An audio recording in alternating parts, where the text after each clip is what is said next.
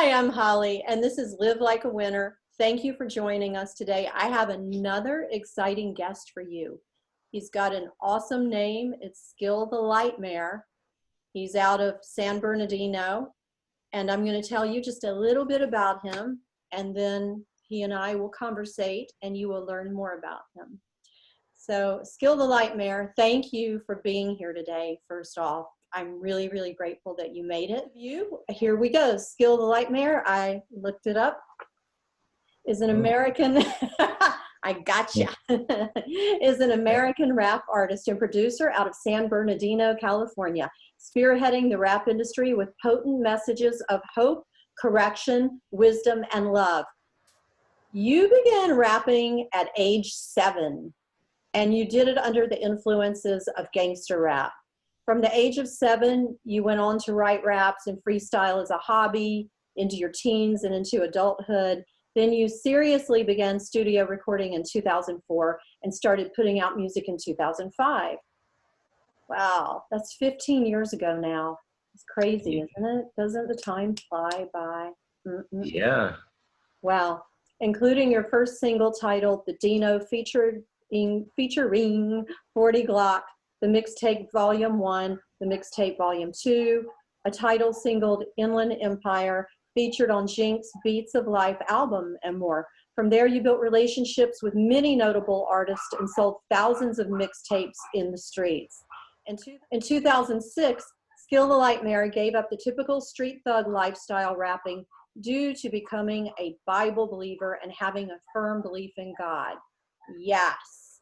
Later in 2006, you released Rub the Wrong Way, Volume 1 mixtape, Rub the Wrong Way, Volume 2, With It or Against It, mixtape 2007, Born to Times, mixtape 2008, just listen to this, mixtape 2010, and featured on Laughin', the 9th track of Deuce?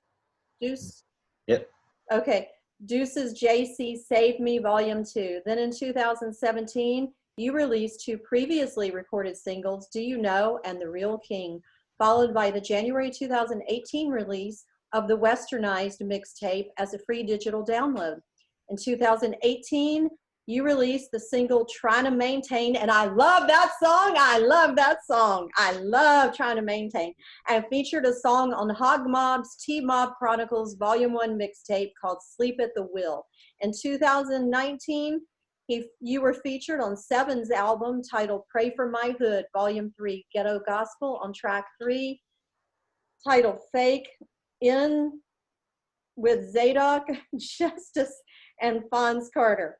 Growing up in an environment full of gang violence, criminal activity, drugs, and poverty, Skill the Lightmare can relate to those who feel they have to settle with the card they were dealt with in life. Those types of environmental conditions produce hopelessness. The only cure for hopelessness is hope. Yes. While these environments cripple the dreams and aspirations of people that are a product of them, many people with platforms of influence worsen the situation by promoting those very same things, violence, drugs, gangs, etc., as a badge of honor. They are not honorable. That is so true. You know, the rap, some of it, you just hear it and it's just pulling kids deeper into the gutter, glorifying that whole lifestyle. And it's so refreshing that God has plucked you out of the fire and thrown you right into the middle of the burning fire, but you're a light. You are a light of God. Skill the Lightmare is out speaking life to this generation, the generation before it and the generation after it. The popular term, stay woke, is very profitable as long as those shouting it are awakened themselves. All humanity needs to be awake and alive. So for those who are asleep, Skill the Lightmare is awakening them with a bright light, the Lightmare of truth. And I appreciate you. Life is all about choices. You know, we have a choice. We can allow God to work through us and do his work here on earth and plant seeds and try to bring people to him, or we can just be immersed in the gangster rap life and make a lot of hardcore lyrics, and the nastier they are, sometimes the more money is made. You know, you took a stand and you probably lost worldly things But you gain things in heaven, and you'll continue to gain things here on earth because God will take care of you. Okay. So, all right. So, Skill, you were born in California, right? North Hollywood, California. Oh, North Hollywood. And did you grow up in North Hollywood? Nope. Just so happened to be there when I was born. Didn't really live there. My mother was just there when I was born. But I grew up in the Inland Empire, San Bernardino, different parts of LA, but mainly San Bernardino, Rialto, Pomona. Mm. Yeah. So Do you have brothers and sisters? yeah, I have three brothers from my parents. Mm-hmm. So I have two younger and one older. Mm-hmm. Uh, they're pretty cool. And then I have like through marriage, like extended siblings, I guess. So yeah, got a couple of them. So yeah. Well, that's cool. Now, when you were growing up, were you a good kid? Hmm. I mean, yeah, but you know, I was adventurous. Like I wasn't adventurous like a lot of kids where you like get into it stuff. A lot of my adventures were just in my own head. I thought a lot, by myself. I didn't always have to go out and get into something. Sometimes I just sit in my room and just, in my head, just contemplate stuff. Like people like commonly look at um older pictures of me when I'm like a kid and they could see like my facial expression, like why is your face like that? Like you're thinking about like bills or something and you're like 5. It's like I always had like this just like I always was thinking about something that's before my time. And half the time I can't really tell you what I was thinking about in the picture, but you can kind of tell that, I was thinking about something that kids probably don't think about. So Did you grow yeah. up in the church? Yeah. You did? Yeah. Grew up in a church. Go outside the church, right behind the church to the block. And, it's kind of how it was. But I mean, there were times I was trying to really be serious, like a lot of my family is ministers and like well-known, pastors of those times and established different churches and ministries. And so my grandfather was a prominent pastor in, the Inland Empire. And so he was always speaking in different places. And, I stayed with him a lot of times, me and my younger brother. And yeah, we were always, in church and, cutting up, but, I was young, I mean, from unborn, I think my mom was probably in church when I was in her stomach, so from unborn till all the way up, I was in church a lot of times. A lot of times I wasn't, depending on who I lived with growing up, but a lot of the times I could say probably more than not. Was there ever a time in your life where you veered away from church and you fell away and you went through a wild phase, or you stayed pretty close with the Lord? I stayed close to what I knew. Um, like my mom instilled a lot of um, principles and scriptures in me at like a young age, and like the mind I had, I believed all of it, so it was real because like I believed it. She like taught me about Daniel in the lion's den, and so don't bow to other things like that, or don't bow to fear or things like that. And so like, or so I believed it. So it was different from like a story. Like I had a strong confidence in times of like ad adversity, like as a child. So I was like, well, like bring it, like God is like Superman, or whatever I kind of imagined him as a child. But whatever he was, you couldn't touch me because of him. however I formulated that in my head as a child, um, that's kind of how I thought of it. But that was, again, more as like a child, like a baby up until, I don't know, 5, 6, 7. Once I kind of got really introduced to just a lot of like street stuff and weird blasphemous gangster rap stuff, like, it really just kind of created this alternate like life in me, because I was able to like hear this stuff on the song, but then go outside and see it. And like, oh, so it was like double real. Cause like a lot of people, when a gangster rap came out, they're maybe like in the middle of like Wisconsin or just somewhere, and like they see it and then it's like, wow, it's like still fantasy. But like I'll hear it and then go outside and I can see and touch it as well. Like, oh wow, this is life. So what they're saying is just what it is, and it's just life. And so you just take it as like soundtracks. So people rap about selling crack and drive-bys. I'll go outside, see someone selling crack and the drive-by. It's like, oh, don't really look at it as this person's trying to poison, the culture or poison people's minds. There's like, they're just serenading their community with reality, at the time, which to an extent is still kind of true if that's all they know. If that's all you know, just like you can't judge a fish by how well it can climb a tree. It doesn't have that ability. So some people, they're really like stuck in like limited like gang and like an underdeveloped mentality, So yeah.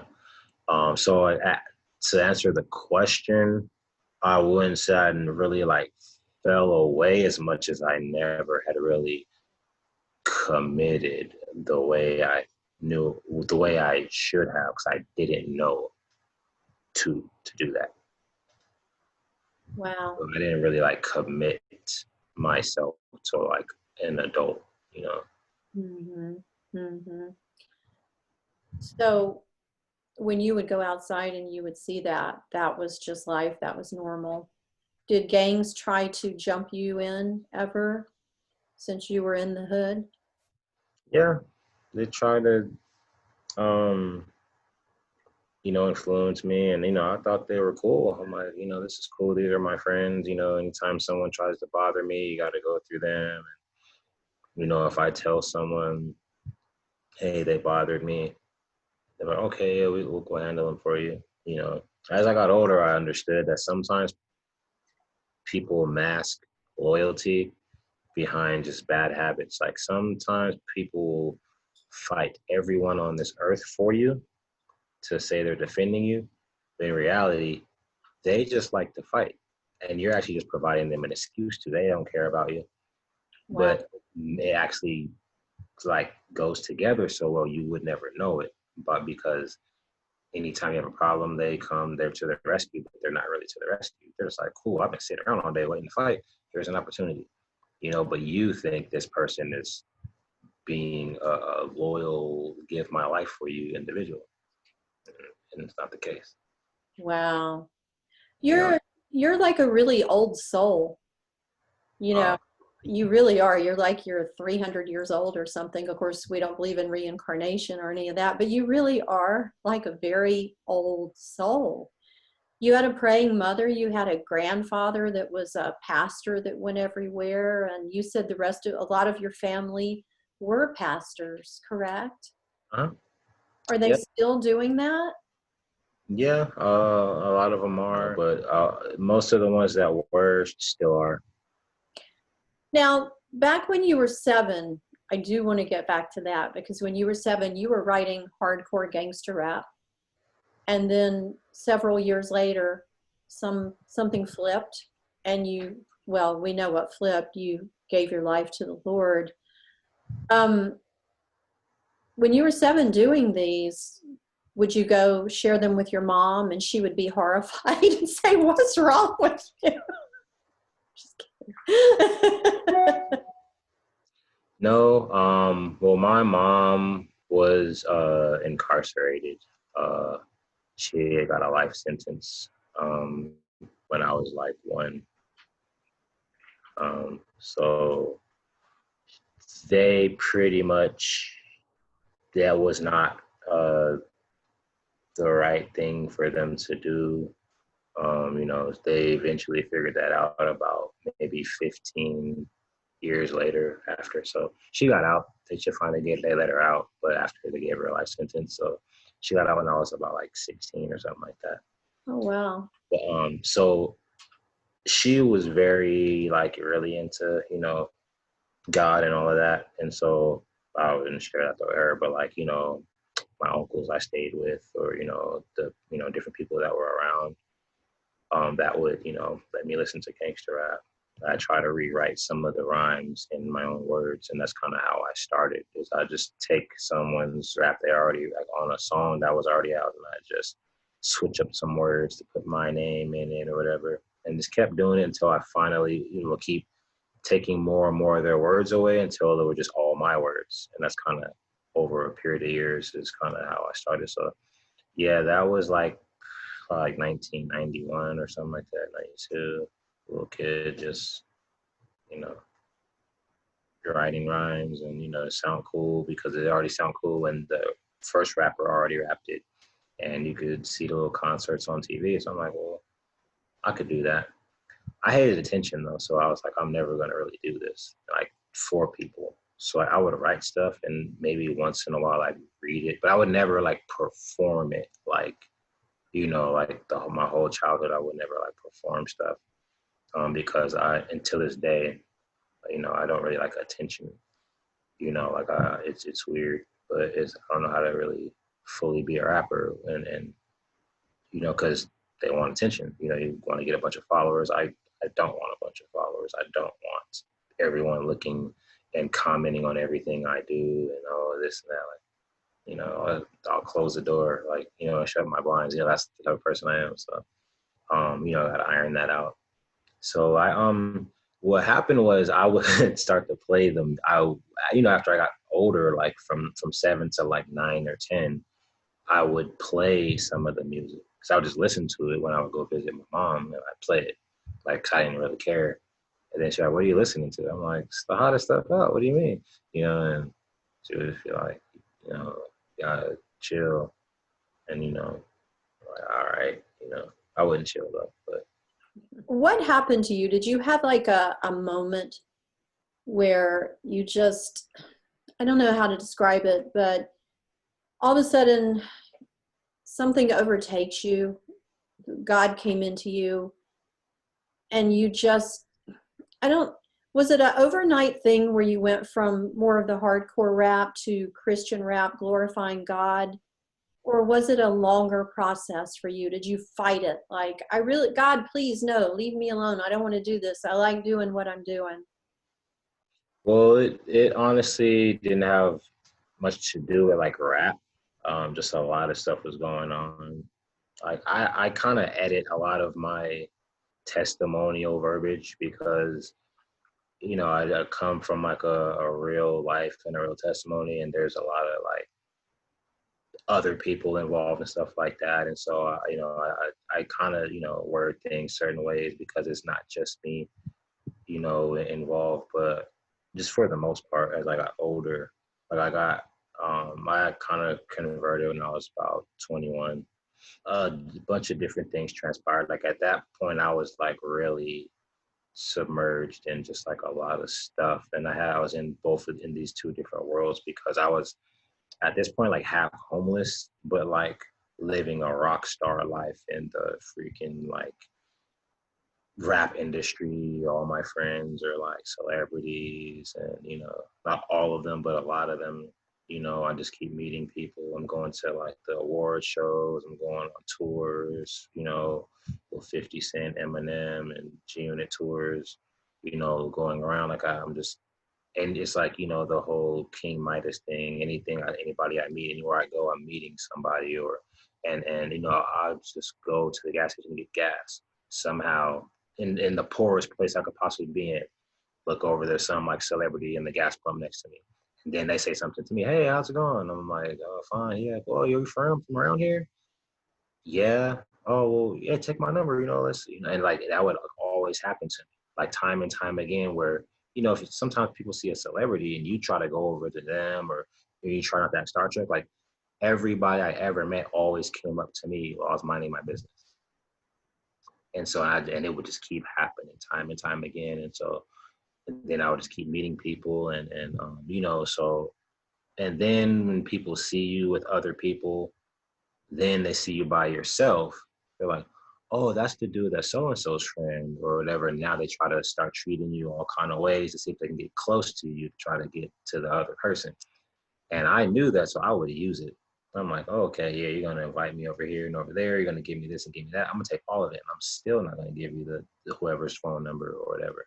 And so I was just being catered to, I'm getting put in all kind of interviews and music videos and invited to all this stuff. And, then when I went on the tour, that was probably like the biggest like blast everywhere. It's just like, you're just on this rap tour with, 50 Cent and Mobb Deep and, Eminem and all these people for like a month. Just, every day you wake up in a whole different city, and it's just, and it's just really crazy and packed out amphitheaters and stuff like that. And so and what came with it, being able to go into the hotels every night and do whatever you want. Everyone does whatever you want, and it's just really wild. And I'm just like, man. And so I think at the time I came back from that little tour and got back home, back to, being homeless and just living in my car. Cause like, I was just like, I didn't take a lot of like illegal risks like that when I was like, I knew a lot better than to, do that. And I was always in prison a lot because I would see my mom all the time, like my entire childhood. So I'm just never really where I really want to go. And so I wasn't like out selling a whole bunch of drugs or having all this money. So my funds were always kind of, I'd make so much, but I was not really out there with all this money. So the money I did get, I'm like, I don't really want to give this to like rent. I'm gonna just keep it, so I'll just like live in my car, drive around and spend it at friends' houses and stuff like that. But everything I had on would just be, I bought the same day or, just backwards, and so, but like, just like the street part of it was just really real. And there's a lot of just like, street politics going on and all these different, street wars, and you're a lot of times, guilty by association or because of where you live or whatever. And I was just kind of always like with whatever, like if there is something, a issue, a problem, come full force at me, and we'll iron that out, and that's just a stubbornness that I always had. And I look back at it like, wow, it's like, you're just like interested in how it feels to die, so I was always kind of welcoming a lot of situations like that. So, I have had a lot of different friends, die, or different problems occur, or certain like street issues or rifts between people, and then those people have their entourages, and so I'm part of this one. So if we catch them in the mall or they catch, just, you always walking around waiting for something to happen. And a lot of it was even in rap. And so one thing I've always been thankful for is that all the times that I was out doing all the stuff I was doing, social media wasn't out. Because like, this is all happened like 2005 and stuff like that. And I think I became a believer in like early 2006. YouTube was created in 2005, so it wasn't even that big yet. So like, I dodged all that being on camera because I still would have been dealing with stuff till this day. I could have done all kind of stuff or got into a melee or caught somebody I didn't like, and it would have been on video. And then till this day, I could be walking through a mall or something, and somebody like, oh, there he go right there, and you got to live with that, So I'm glad, like, like none of that was really out except like MySpace. But I kind of controlled that. And so in that scenario, a lot of stuff was going on, a lot of like loss, and it was at the same time maybe tearing me down. It was also like callousing me. And so, just at a certain point, um,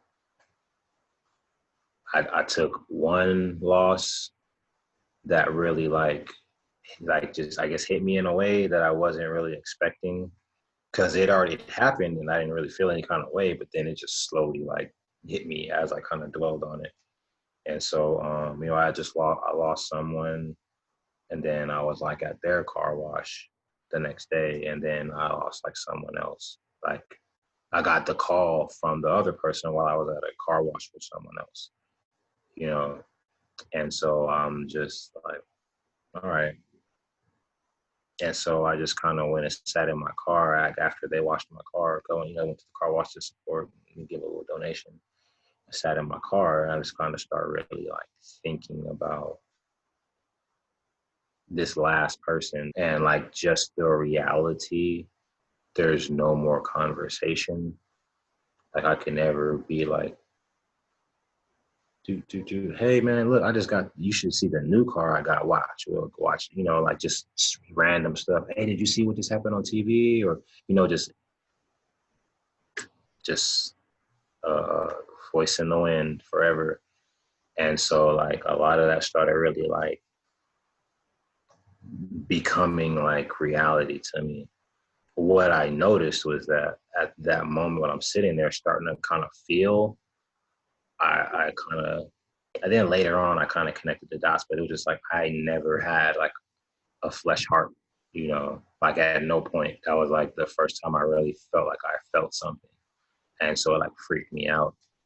So I'm just like sitting there, like just destroyed, emotionally. Like, dang, like all this is hitting me. And, I gotta go talk to this person's mom now, like this just happened. And so I gotta go talk to them. I don't know what I'm gonna say. I don't know what do you say. And so before this, like probably maybe 2 weeks or a week before this, because I was at this point doing like features, like people were asking me to get on songs with them because they heard about me and skill, because I just went by skill before. I added the Lightmare like after like 2011 or something like that. But it was just skill, and so everybody was people were wanting me like on songs and stuff like that, and I'm just knocking out different things. And so what happened was there was time, because I had started kind of really going to church on my own, just trying to understand stuff. I would like tithe and all that, like straight out of the streets. I was still like heavy in the streets, but like I just believed certain things. So I was like, okay, let me tithe, and then to say I would skip service for maybe a month or something. That was like 4 weeks or whatever I made, I still would save it all.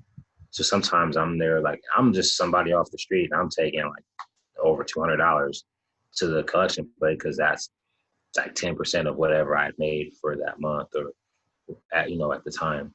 And so in that, I'm like, I want to like just know more and be very knowledgeable in what a man should be. And I just kind of knew God was connected to that.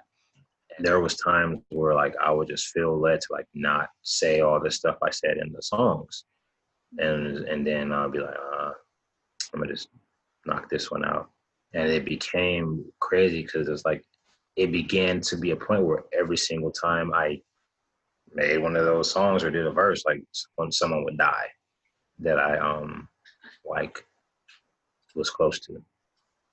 And so I I think I did like 3 or 4 songs. I'm like, so I'm like, you know what, I'm gonna not do this anymore. And that was right before this, just maybe like the week before or week of this, like, this other person losing, or me losing them. And so at that point, I kind of drove around that day when I talked to, that person's mom. that like destroyed my soul, you know, just having to like, cause like, I don't really know what to say, you know, to this person, you know, you just hear the confusion in their voice, like, you know, because this is the first day this has happened. It's only been a couple hours and they have to figure out just all this stuff. And so I kind of went, I'm just like, man, you know what?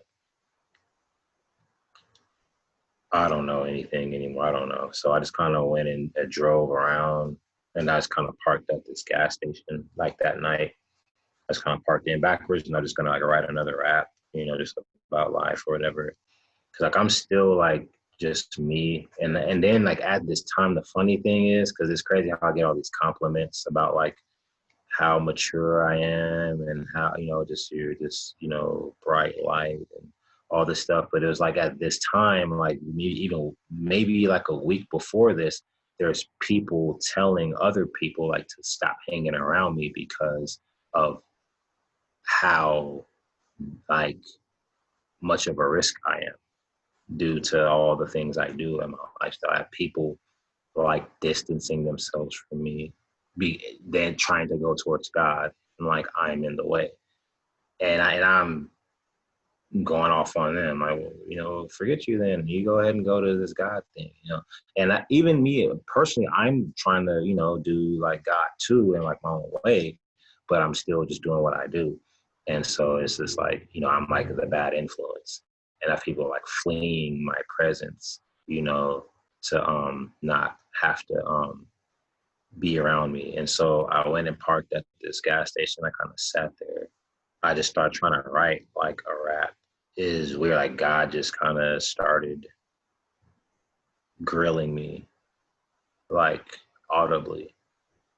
Like when I wasn't praying, there wasn't no one with me. I'm not thinking about God. I'm just thinking about my own self and all that I'm going through. And then like God just starts like grilling me with like all this like wrath and chastisement and all this not fun or good stuff, you know, just about all the different chances I've been given, all the idiotic things that I continually do, even though I get mercy and grace, it doesn't teach me anything and I just only do worse. And, you know, ungratefulness is all these things that like it just, and it's like I'm hearing it. It's not like, it's just like a whole, like where somebody, like your parent just busts in your room when you were being bad at school and just grills you for like an hour.